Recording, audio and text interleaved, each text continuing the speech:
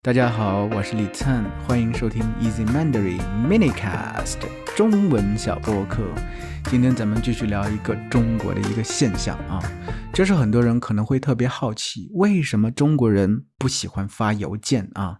而是更喜欢加微信啊，用微信聊天啊。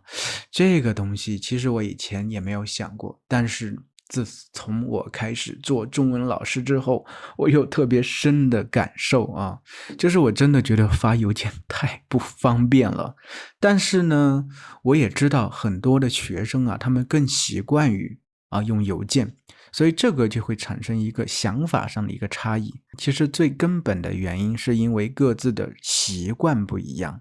习惯造成了一个方式的不一样。虽然我知道在国外也有比如说像微信一样这种即时通信的这种 APP， 对不对？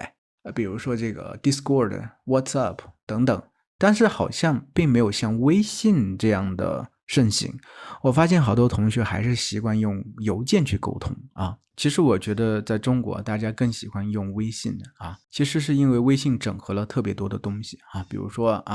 把你的整个社交全部整合到里头了啊，它是一个社交媒体的这么一个工具啊，不只是一个通讯工具而已，而且吧，因为微信还有支付，对不对？所以它已经成为了人们生活的一个部分，所以你和任何一个人联系会很方便，所以每个人都会习惯性的用微信这一个更为方便的一个手段，因为它已经完全成为我们生活的一部分啊。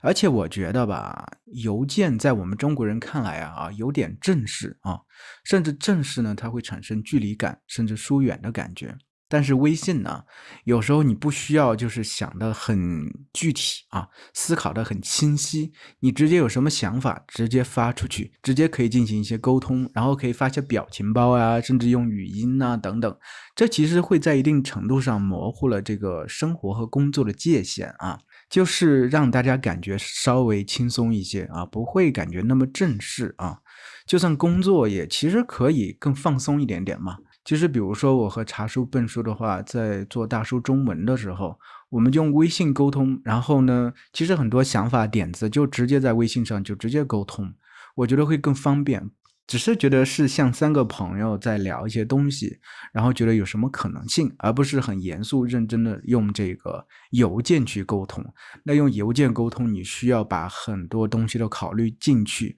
然后写一个非常完整的这个邮件，可能几千字的邮件等等，对不对？而且我觉得这和中文本身的这个表达习惯也有关系。中文我觉得本身就是一个非常自由的一个语言，所以我们的表达习惯也是很自由、很随性、很口语的，甚至很跳跃的，想到哪儿就说到哪儿的。这真的和中文本身也有很大的关系。所以微信这个更适合我们中国人进行一个中文的表达啊。所以我觉得真的学中文的朋友们呀，可以试着用微信啊，因为也可以给自己创造一个这个中文的环境嘛，对不对？微信里头其实还整合了这个公众号，就是文章，还有这个视频号，就是短视频、长视频等等都有啊，所以其实也是一个非常好的这个教育的一个入口啊。所以我也是推荐大家用微信啊，当然不是让你完全抛弃用你的邮件啊，只是说给自己更多的一个可能性吧啊。好的，今天咱们就说到这儿啊，下期再见。